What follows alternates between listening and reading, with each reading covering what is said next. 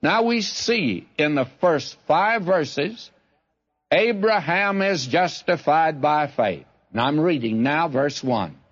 What shall we say then? That Abraham our father is pertaining to the flesh hath found. Now I'd like to give a translation of this that I frankly think is nearer to the thought of Paul than our translation. And listen very carefully, because all we're doing is just rearranging modifiers and phrases. Therefore, what shall we say? That Abraham, our first father, has found according to the flesh. That is, by natural human effort.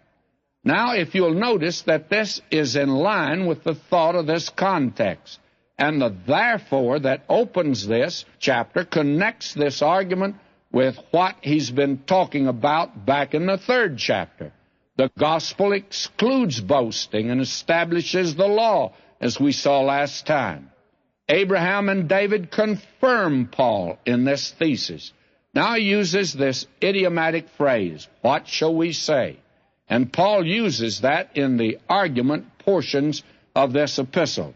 He's come now to an argumentative portion. Therefore, that is in the first division. Paul has not attempted to prove or argue that man is a sinner. And you do not find this phrase like this, therefore what shall we say? Now in the last section of this epistle, which is practical, it's entirely omitted. But now he brings it forth, and he says, Abraham our first father. Now that reveals that the nation Israel began with Abraham. First father, I think, is a peculiar expression. It reveals the importance attached to Abraham, who was first chronologically and also first in importance.